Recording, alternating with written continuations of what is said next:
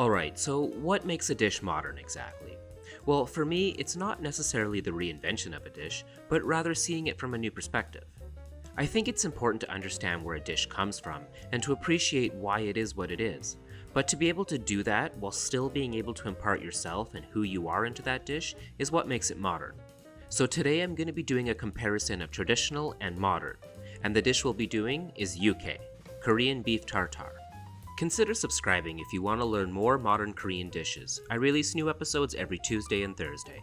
And with all that being said, let's make some Korean beef tartare.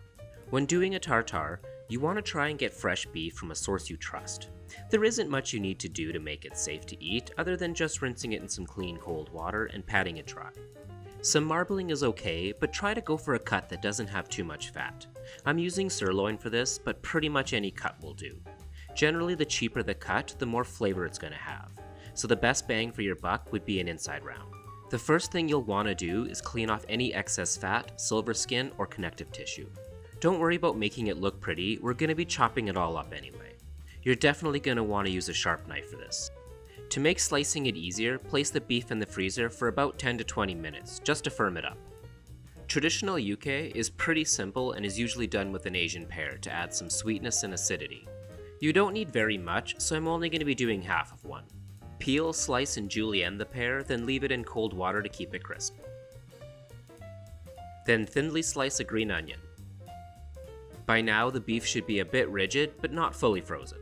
Slice into pieces about 1/4 inch thick.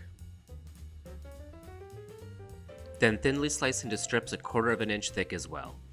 Place in a bowl and add 1/4 teaspoon of minced garlic, 1 tablespoon of soy sauce, and a teaspoon of sesame oil. Then give it a good thorough mix. Drain and pat dry the sliced Asian pear and place on the bottom of a nice plate. Arrange the marinated beef on top so that it sort of resembles a bird's nest. Take an egg and make a well in the middle. Separate the yolk and gently place in the center. As with pretty much every Korean dish, top with sliced green onion and toasted sesame seeds. And that's it, traditional Korean Yukhoe. You can eat it as is or serve it up with some crisp lettuce. Now for the modern one, we're going to be doing things a bit differently. Slice and peel about 2 inches of a small daikon radish, then cut into 1/4 inch cubes. Place in a small bowl and add half a teaspoon of kosher salt and a teaspoon of sugar. Give it a good mix and set it aside for about 20 minutes. The daikon will give off a lot of water and be a lot crunchier. Rinse it in cold water and add enough white vinegar to cover everything. This is called a quick pickle. In another small bowl, combine 3 tablespoons of mayo and 1 teaspoon of doenjang, Korean soybean paste.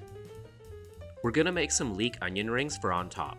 Remove the root of a small leek and cut about a 2-inch piece. Peel off the outermost layer and slice thinly. Then separate into individual rings, discarding the green centers. Heat a shallow pan on medium heat and add 1 inch of a neutral cooking oil like canola. Add the leek rings and fry until they're just golden brown, about 2 minutes. Allow them to drain on paper towel and season with kosher salt. Unlike the traditional version, we'll be serving this tartare on toast. I'm using homemade sourdough, but you can use any nice bread for this. Toast the bread in a pan using a good amount of butter. For the beef, we'll be repeating the same process as the traditional tartare. Only this time, after slicing into strips, we'll then be slicing them into cubes. We'll be doing the same seasoning as before, only we'll be adding salt and pepper and a teaspoon of mirin. Now for the assembly. Place the toasted bread in the center of a nice plate and top with the beef, making sure it's evenly distributed. Randomly place the pickled daikon on top, followed by a dollop of the doenjang mayo next to each one. Top each pickle with a fried leek ring. Dust it all with kimchi powder, which is just kimchi that's been dehydrated and blitzed in a spice grinder. Finish it off with a few sliced green onions and some good quality flaky sea salt, like this one from Vancouver Island Sea Salt Company. I'll leave a link in the description to get a bag of your own. And that's it, a modern take on a traditional Korean beef tartare. Thanks for watching. Consider subscribing so you never miss out on any new episodes every Tuesday and Thursday. You can also follow me on Facebook, Instagram, and Reddit for more content.